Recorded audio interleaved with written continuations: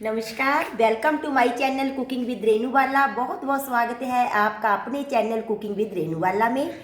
तो सबसे पहले मैं आपको एक इन्फॉर्मेशन देना चाहूँगी कि कुकिंग विद रेणुबाला चैनल के साथ साथ मैंने रेणुबाला ब्लॉग्स भी शुरू किए हैं, जब जहाँ पे हम जो भी हमारे हिंदू धर्म की व्रत हैं उनके बारे में, पूजा विधि के बारे में, कथा वगैरह, और जो घरेलू शिक्षा है, घरेलू जो हमारे काम की बातें हैं। जैसे एक वीडियो मैंने डाला था कि तांबे लोहे की जो कढ़ाइयाँ होती है, जैसे एल्युमिनियम की कढ़ाई है, जैसे हेडोलियम की, कैसे साफ़ करें, एग्जाम्पल के तौर पर दिया है। और आयुर्वेदिक नुस्खे टिप्स वगैरह भी उस चैनल पर शेयर करेंगे। तो अभी जो चल रहा है अक्टूबर का महीना, तो इस महीने में जो जहाँ ये वाली एक चीज़ रहती है आनी शुरू हो जाती है, इसे फल कहें सब्जी कहें, तो पंजाब में तो इसे चिब्बड़ बोलते हैं, राजस्थान वगैरह में काचरे बोलते रहे हैं, हरियाणा में भी काचरे बोलते हैं। ये अपने आप ही खेत खलिहान में पैदा हो जाती है, इसकी कोई खेती नहीं की जाती। जब पैर वगैरह पड़ता है, किसानों का बीज गिर जाता है, और वर्षा ऋतु में इसकी जो बेल है, ये एक प्रकार के क्लाइंबर्स होते हैं, बेलें होती हैं, वो आ जाती है। हमारे पंजाब में ये बठिंडा फरीदकोट जहाँ रेतीली मिट्टी होती है, कपास की खेती है, वहाँ खूब होते हैं। राजस्थान में तो विशेष ही होते हैं। तो इसका आज हम अचार बनाएंगे। इसका आयुर्वेदिक में बहुत ही गुणगान किया गया है। यह तसीर में थोड़े गर्म होते हैं और बवासीर, बुखार, पथरी के रोगों में राहत देने वाले होते हैं, भूख बढ़ाने वाले होते हैं। परंतु इसका अधिक मात्रा में भी सेवन नहीं करना चाहिए, क्योंकि आयुर्वेद में हाँ कहा गया है कि अति हर एक चीज़ की वर्जित है। इसके ज़्यादा खाने से मुंह में छाले हो जाते हैं, तो ये कड़वे भी रहते हैं। तो जब हम अचार बनाएंगे तो सबसे पहले इसे मैंने अच्छी तरह धोकर धूप में फैला दिया था 1 घंटा, ताकि ऊपर का पानी सूख जाए, नमी बिल्कुल ना रहे। तो इसे चेक करना पड़ता है, कई बार क्या होता है ये कड़वे रहते हैं, तो बाद में चेक करेंगे। इसके लिए हमें क्या क्या चाहिए। ये मेथी दाना है, ये वाला जो ऑर्डिनरी रहता है चम्मच घर में खाना खाने के लिए, ये मैंने 1.5 चम्मच लिया है। 1.5 चम्मच ही मैंने जो सौंफ ली है। ये मोटे वाले मेथी हैं, मेथी नहीं है सॉरी।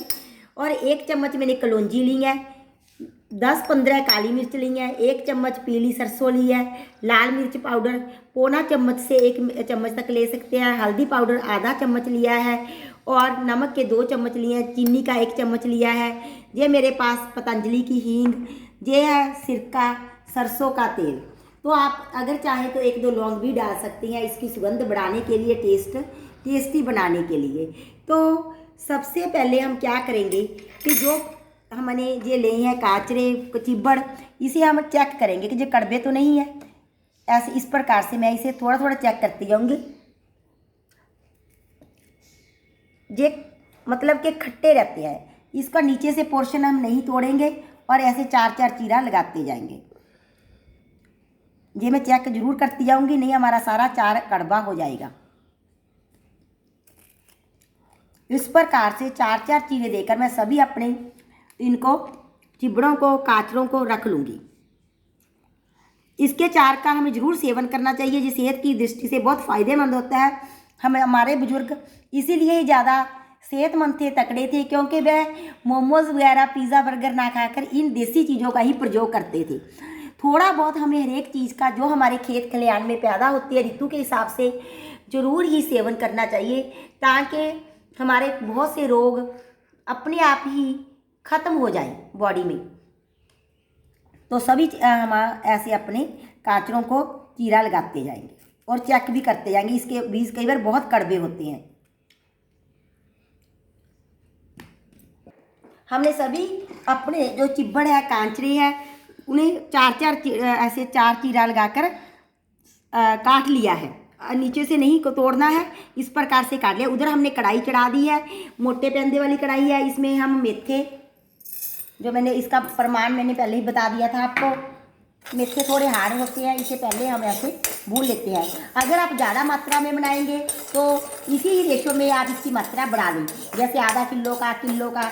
मैं तो सिर्फ खाने के लिए ही बना रही हूँ, क्योंकि मेरे घर में तो रोज़ यूट्यूब के कारण कुछ ना कुछ अचार चटनियाँ बनते ही रहते हैं, तो वो सेल भी होते रहते हैं।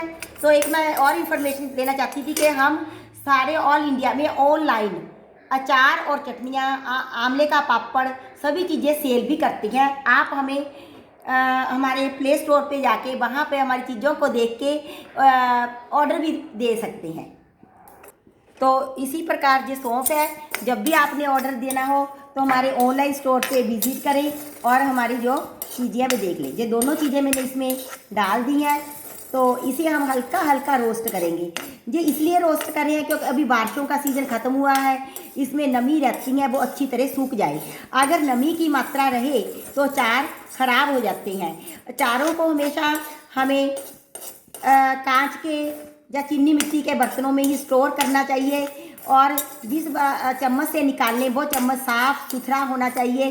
जिस जगह पे हम स्टोर करें वो भी नमी रहत होनी चाहिए। तो उसमें सूखी और स्थान पर ही स्टोर करना चाहिए। कभी प्लास्टिक की चीज़ों में खट्टी मीठी चीज़ें, अचार, चटनियाँ वगैरह स्टोर नहीं करनी चाहिए क्योंकि वे कैंसर कोजिंग हो जाती हैं। प्लास्टिक उसमें जज़ब होता रहता है, जो भी चीज़ हम उसमें स्टोर करते हैं। तो अजय भून गए हैं, इसमें खुशबू भी आनी शुरू हो गई हैं।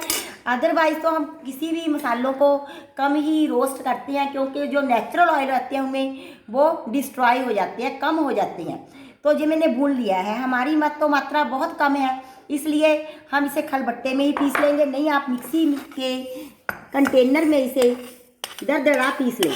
मैं इसमें आपको पीस के थोड़ा दरदरा का मतलब होता है कि मोटा मोटा ही पीसना है, हमको ऐसे नहीं पीसना है। इधर ये थोड़ा ठंडा होगा, अगर मिक्सी में पीसना है तो ठंडा करके ही पीसे, गर्म कभी भी ना पीसे, इससे मिक्सियाँ ख़राब हो जाती है और ढक्कन भी कई बार खुद से हमारे मुंह पे पड़ जाता है उछल के, प्रेशर बनने के कारण। तो अब इसमें हम अपना सरसों का तेल गर्म करके ठंडा कर लेंगे।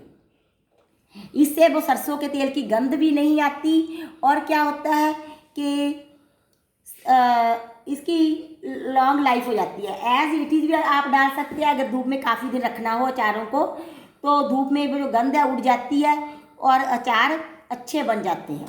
अब इसे हम इसने गर्म करना रख दिया, ठंडा होगा। इधर हम इसका पाउडर बना लेंगे मोटा मोटा। इसका हमने दरदरा पाउडर बना लिया है क्योंकि हमारा बहुत कम था तो मिक्सी के ग्राइंडर की ज़रूरत ही नहीं पड़ी। तो ये मेरे पास हींग है, तो हमारा 250 ग्राम कांचरों का अचार है, तो इसमें हम इतनी हींग डाल देंगे।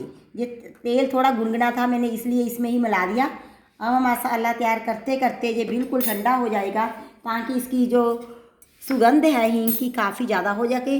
हींग के 2 फायदे होते हैं, एक तो डाइजेस्टिव सिस्टम के लिए अच्छी रहती है, दूसरा इससे अचार ख़राब भी नहीं होते, ये प्रिजर्वेटिव का भी काम करती है। तो अब हम इसमें मिलाएंगे ये कलौंजी, मुगरियाल भी बोलते हैं, अनियन सीड्स भी बोलते हैं, ये पीले वाली सरसों। अच्छा जी, ये लाल मिर्च पाउडर, हल्दी पाउडर और 2 चम्मच मैं ले रही हूँ नमक की मात्रा इसलिए ज़्यादा लेते हैं कि ये प्रिजर्वेटिव का काम भी करता है और अचारों में नमक थोड़ा ज़्यादा ही अच्छा लगता है। अब हम इसमें थोड़ा सा तेल जो हमने गरम करके ठंडा किया है वो ऐड कर लेंगे। तो जब भी अचार बनाएं मसाले ताज़े लें, अच्छी क्वालिटी के लें। जिस फल या सब्जी का अचार बनाएं वे भी बेदाग ताज़ी होनी चाहिए, ख़राब नहीं होनी चाहिए, नहीं तो हमारा अचार है वो जल्दी ख़राब हो जाएगा, ज़्यादा टाइम नहीं चलेगा। तो इन सभी बातों का अगर हम ध्यान रखेंगे तो हमारा अचार बहुत अच्छा बनेगा और जल्दी ख़राब भी नहीं होगा। डालकर हमने थोड़ा गीला सा कर लिया है।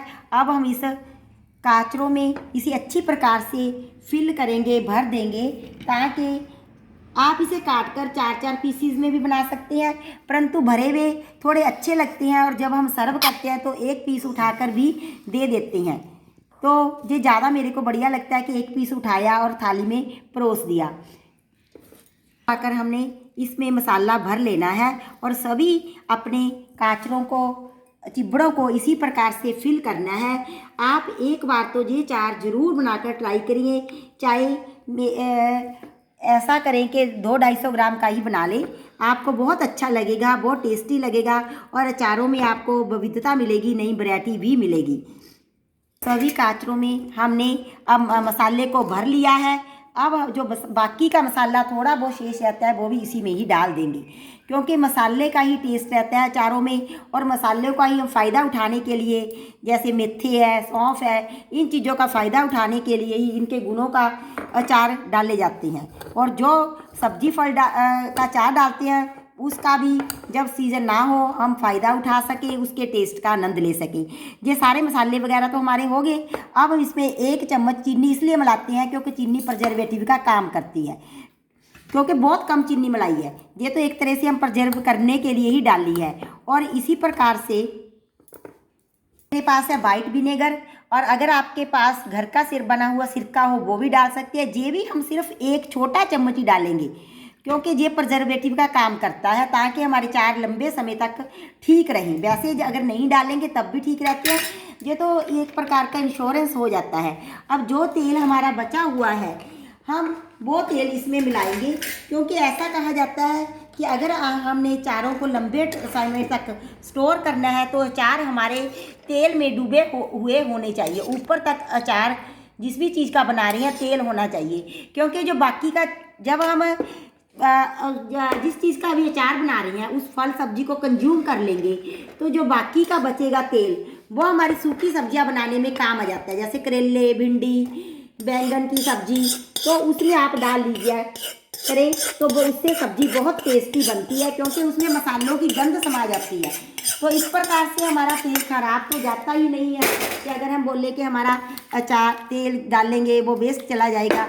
देखिए तेल सभी तेल ने जब ये सुगड़ जाएंगे थोड़ा बनने के पश्चात तो और नीचे हो जाएंगे, तेल ऊपर हो जाएगा, जो थोड़ी बहुत कमी भी है, वैसे तेल में डूब गए हैं। तो अब हमने क्या करना है, अब इसका करना है लाइफ इंश्योरेंस, और अच्छी तरह जल्दी बन जाए। ये मेरे पास है मलमल का कपड़ा, तो इसे मैंने इस प्रकार से ले लिया है, तो ले लिया है जी।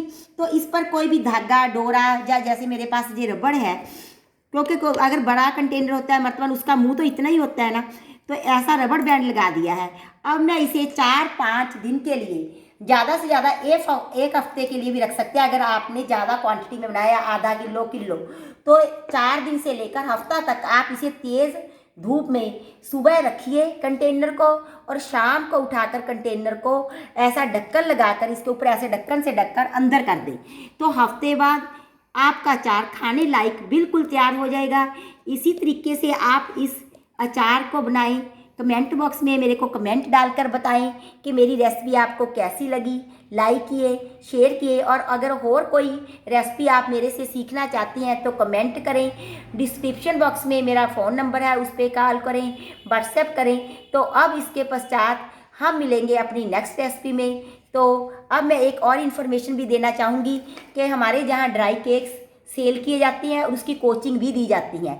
जो लोग सीखने के लिए इंटरेस्टिंग हो वो ऑनलाइन क्लास में भी ड्राई केक्स की कोचिंग ले सकती हैं, और ऑनलाइन भी ऑफलाइन भी ले सकती हैं।